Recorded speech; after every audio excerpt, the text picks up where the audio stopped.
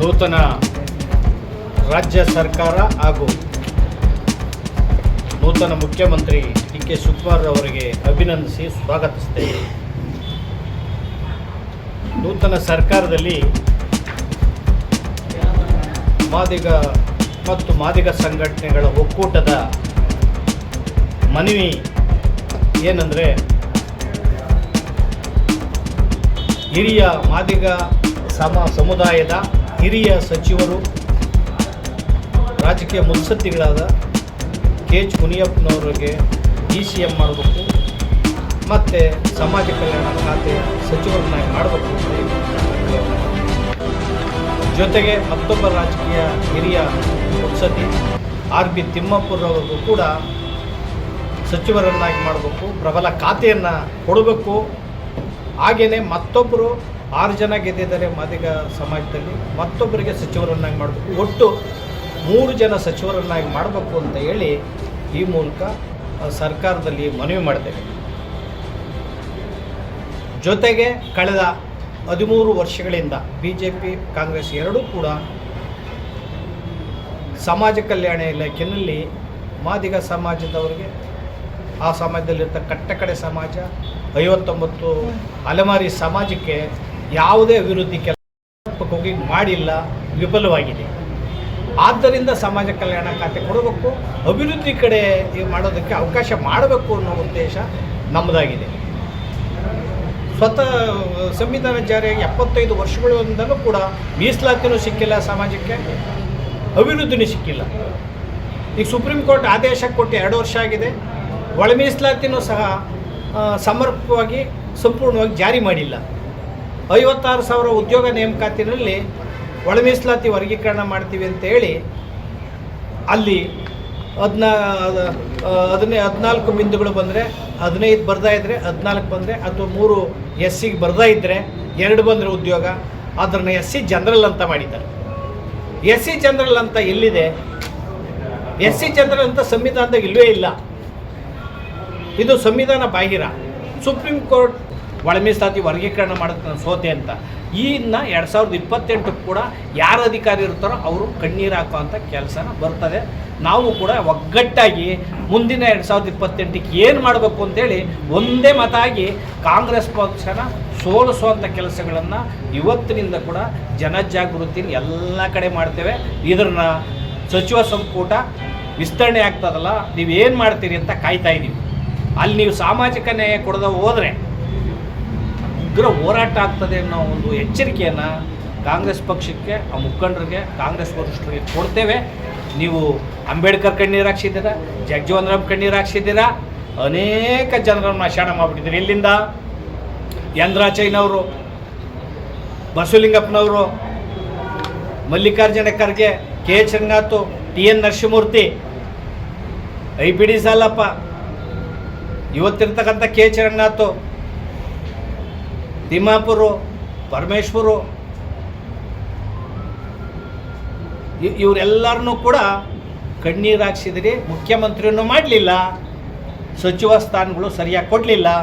ಆದ್ದರಿಂದ ಮಾದಿಗ ಸಮಾಜನ ಗಂಭೀರವಾಗಿ ನಡೆಸ್ಕೊಳ್ಳಿ. ಈ ಸಮಾಜದಲ್ಲಿ ಕಟ್ಟಕಡೆ ಸಮಾಜದವ್ರು ಇದ್ದಾರೆ, ಬಂಗಿ ಸಮಾಜ ಇದೆ, ತಲೆ ಮೇಲೆ ಮರವರ ಸಮಾಜ ಇದೆ, ಮೋಚಿ ಸಮಾಜ ಇದೆ, ಚಪ್ಪಲಿ ಒಲೆ ಸಮಾಜ, ಪೌರ ಕಾರ್ಮಿಕರಿದ್ದಾರೆ. ಇವ್ರನ್ನೆಲ್ಲ ಮೇಲೆತ್ತಬೇಕಲ್ಲ. ಇವತ್ತೇನು ಪತ್ರಿಕಾಗೋಷ್ಠಿ ಕರೆದಿದ್ದಾರೆ, ಪತ್ರಿಕಾಗೋಷ್ಠಿಯಲ್ಲಿ ಭಾಗವಹಿಸಿರ್ತಕ್ಕಂಥ ಎಲ್ಲ ಮುಖಂಡರು, ಅದರಲ್ಲಿ ಮೂರ್ತಿಯವರು, ಕೇಶವಮೂರ್ತಿಯವರು, ಭೀಮರಾಜ್ ಅವರು, ಹುಸೇನಪ್ಪ ಅವರು, ಅನೇಕ ಮುಖಂಡರು ಭಾಗವಹಿಸಿ ಅವರ ಅನಿಸಿಕೆಗಳನ್ನು ತಿಳಿಸಿದ್ದಾರೆ. ಮುಖ್ಯ ಉದ್ದೇಶ ಇದ್ದಿದ್ದು ಇವಾಗೇನು ಡಿ ಕೆ ಶಿವಕುಮಾರ್ ಅವರ ಮುಖ್ಯಮಂತ್ರಿಯ ಅಧಿಕಾರಾವಧಿಯಲ್ಲಿ ನಮ್ಮ ಮಾದಿಗರಿಗೆ ಸಾಮಾಜಿಕ ನ್ಯಾಯ ಕೊಡಬೇಕು ಅಂತ ಹೇಳ್ಬಿಟ್ಟು ನಾವು ಒತ್ತಾಯ ಮಾಡ್ತಾಯಿದ್ವಿ. ಸಾಮಾಜಿಕ ನ್ಯಾಯ ಅಂದರೆ ಇವಾಗೇನು 35 ವರ್ಷಗಳಿಂದ ನಾವು ಹೋರಾಟ ಮಾಡಿದ್ವಿ, SC ಮೀಸಲಾತಿ ವರ್ಗೀಕರಣ ಮಾಡಿ ಅಂತ. 1.5% ನಾವು 70-80 ವರ್ಷಗಳಿಂದ ತಗೊಂಡಿದ್ವಿ. ಇವಾಗ ನಾವು 8% ರಿಸರ್ವೇಷನ್ ನಮಗೆ ಜನಸಂಖ್ಯೆ ಇದೆ ಅಂತ ಹೇಳ್ಬಿಟ್ಟು ಎಲ್ಲ ಅಂಕಿಅಂಶಗಳು ತೋರಿಸಿದ್ರೂ ಸಹ ಕೊಡೋ ಸ್ಥಾನದಲ್ಲಿದ್ದಂಥ ವಲಯರು ಸಿದ್ದರಾಮಯ್ಯನವರು ತಲೆ ಕೆಡಿಸಿ ಅದನ್ನು 7ರಿಂದ 6ಕ್ಕೆ ಬಂದು 6ರಿಂದ 5ಕ್ಕೆ ಬಂದು 5:30ಗೆ ಬಂದು 5:15 5:15 ಮಾಡಿ ಒಂದು ದಿನಾನೂ ಸಹ ಹೋರಾಟ ಮಾಡ್ದೇನೆ ಸುಖ ಸಂತೋಷದಿಂದ ಇದ್ದಂಥವರು ನಾವು 35 ವರ್ಷಗಳಿಂದ ಹೆಂಡತಿ ಮಕ್ಕಳಿಗೆ ಮೋಸ ಮಾಡಿ ಅನೇಕ ಜನ ಸತ್ತು ಸಾವಿರಾರು ಕೋಟಿ ಖರ್ಚು ಮಾಡಿ ಬೀದಿಯಲ್ಲಿ ಹಳ್ಳಿನಿಂದ ಹಿಡಿದು ಬೆಂಗಳೂರವರೆಗೂ ಸಹ ಹೋರಾಟ ಮಾಡಿ ತಂದರೆ ಸುಪ್ರೀಂ ಕೋರ್ಟ್ಗೆ ಹೋಗಿ 2 ಕೋಟಿ ಖರ್ಚು ಮಾಡಿ ಆದೇಶ ಅಲ್ಲಿಂದ ತಂದರೆ ಹೊರಗಳಿಂದ ಹಿಡಿದು ಇಲ್ಲಿನವರೆಗೂ ಕೂಡ ನಾವು ಹಿರಿಯರಾದಂಥ H. ಮುನಿಯಪ್ಪನವರು 7 ಸಾರಿ MP ಆಗಿರ್ತಕ್ಕಂಥವ್ರು, ಕೇಂದ್ರದಲ್ಲಿ ಮಂತ್ರಿ ಆಗಿರ್ತಕ್ಕಂಥವ್ರು, ಹಿರಿಯ ಮುತ್ಸಜ್ಜಿ, ಮತ್ತು ಇಲ್ಲಿ ಆಹಾರ ಮತ್ತು ನಾಗರಿಕ ಸರಬರಾಜು ಇಲಾಖೆಯಲ್ಲೆಲ್ಲ ಬಹಳ ಶ್ರದ್ಧೆ ವಹಿಸಿ ಕೆಲಸ ಮಾಡಿರ್ತಕ್ಕಂಥ H. ಮುನಿಯಪ್ಪನವರಿಗೆ ಮುಖ್ಯಮಂತ್ರಿ ಮಾಡಿ ಅಂತ ನಾವು ಒತ್ತಾಯ ಮಾಡಿದಾಗ ಅಲ್ಲಿ ಗೊಂದಲ ಆಯಿತು. ಇವಾಗ ಏನು ಸಿದ್ದರಾಮಯ್ಯನವರಿಗೆ ಮತ್ತು D.K. ಶಿವಕುಮಾರ್ ಗೊಂದಲ ಆದಾಗ ಅವರಿಬ್ಬರನ್ನು ಬಿಟ್ಟು ನೀವು ಕಾಂಗ್ರೆಸ್ ಸರ್ಕಾರಕ್ಕೆ ಏನಾದರೂ ಒಂದು ಹೆಸರು ಬರಬೇಕಾದ್ರೆ ನೀವು ಮುಖ್ಯಮಂತ್ರಿ H. ಮುನಿಯಪ್ಪನವ್ರನ್ನ ಮುಖ್ಯಮಂತ್ರಿ ಮಾಡಂತ ಒತ್ತಾಯ ಮಾಡಿದ್ವಿ. ಅದಾಗಲಿಲ್ಲ. ಕೊನೆಗೆ ಬಲಾಢ್ಯರಿದೆ ದರ್ಬಾರು ಮತ್ತು ಅವರ ಅನುಭವ ಎಲ್ಲ ಇನ್ನೂ ತಗೊಳ್ಳಿಲ್ಲ. ಹಂಗಾಗಿ H. ಮುನಿಯಪ್ಪನವರಿಗೆ ಮುಖ್ಯಮಂತ್ರಿ ಮಾಡೋಕ್ಕಾಗದೇ ಇದ್ದ ಸಂದರ್ಭದಲ್ಲಿ ಅಟ್ಲೀಸ್ಟ್ ಉಪಮುಖ್ಯಮಂತ್ರಿ ಮಾಡಿ ನಮ್ಮ ಸಮಾಜಕ್ಕೆ ಒಂದು ನ್ಯಾಯ ಕೊಡಿ ಅಂತ ಕೇಳಿದ್ರು ಕೂಡ ಉಪಮುಖ್ಯಮಂತ್ರಿ ಕೂಡ ಮಾಡಲಿಲ್ಲ. ಆಮೇಲೆ ಅವ್ರಿಗೆ ಬೇಕಿಲ್ಲದಿರ್ತಕ್ಕಂಥ ಒಂದು ಖಾತೆಯನ್ನು ಕೊಟ್ಟು ಅವಮಾನ ಮಾಡಿದ್ದಾರೆ.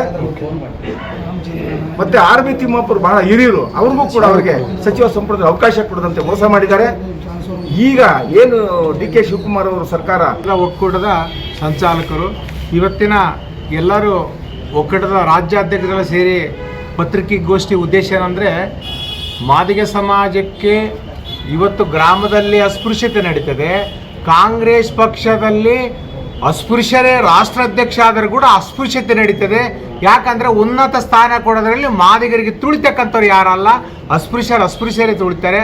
ಆ ಕಾರಣಕ್ಕಾಗಿ ನಮ್ಮ ಸಮಾಜ ಭಾಳ ಮನದಾಗಿಟ್ಕೊಂಡು ನಿಮ್ಮ ಕಾಂಗ್ರೆಸ್ದ ಒಂದು ಆಟಗಳನ್ನು ನೋಡ್ತಾ ಬಂದಿದೆ.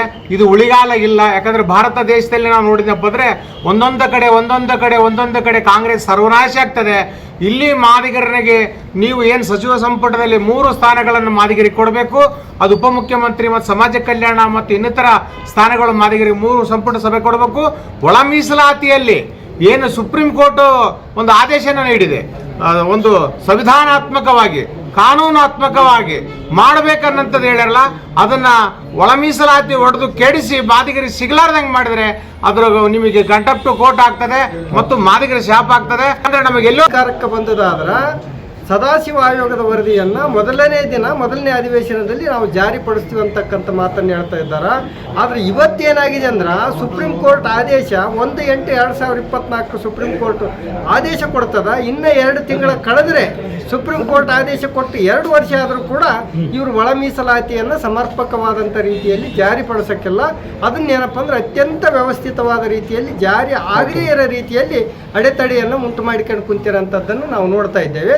ಮತ್ತು ವಿಶೇಷವಾಗಿ ಮಾನ್ಯ ಸಿದ್ದರಾಮಯ್ಯನವರು ಹಿಂದೆ ಚುನಾವಣೆಯಲ್ಲಿ ಏನು ಸೋತಿದ್ರು 2017ರಾಗ ದಿಲ್ಲಿ ಪತ್ರಿಕಾಗೋಷ್ಠಿಯಲ್ಲಿ ಒಂದು ಮಾತು ಹೇಳ್ತಾರೆ. ಏನು ಹೇಳ್ತಾರೆ? ಪತ್ರಕರ್ತರು ಕೇಳ್ತಾರೆ, ನೀವು ಲಿಂಗಾಯತ ಧರ್ಮವನ್ನು ಕೇಂದ್ರಕ್ಕೆ ಶಿಫಾರಸು ಮಾಡಿರೋದಕ್ಕೆ ಸೋಲ್ಬೇಕಾಯ್ತು ಅನ್ನೋಂಥ ಮಾತು ಹೇಳ್ತಾರೆ. ಅವಾಗ ಸಿದ್ದರಾಮಯ್ಯನವರು ಏನಂತ ಇಲ್ಲ ನಾವು ಅದಕ್ಕೆ ಸೋತಿಲ್ಲ, ಸದಾಶಿವ ಆಯೋಗನ ಕೇಂದ್ರಕ್ಕೆ ಶಿಫಾರಸು ಮಾಡಲ್ಲಿ ಮೀನಾಮೇಷ ಎಣಿಸೋದಕ್ಕೆ ನಾವು ಸೋತೀವಿ ಅಂತಕ್ಕಂಥ ಮಾತನ್ನು ಒಪ್ಕೊಳ್ತಾರೆ. ಆದರೆ ಇವಾಗ ಅಧಿಕಾರಕ್ಕೆ ಬಂದು ಹೆಂಗಿದೆ ಅಂದರೆ ಒಳ ಮೀಸಲಾತಿ ಜಾರಿಪಡಿಸಿದಂಗಿದೆ, ವಾಸ್ತವಿಕವಾಗಿ ಜಾರಿಪಡಿಸಿಲ್ಲ ಒಂದು. ಆಮೇಲೆ ಈಗ ಜಾರಿಪಡಿಸಿರ್ತಕ್ಕಂಥದ್ದು ಏನಿದೆ ಅಂದ್ರೆ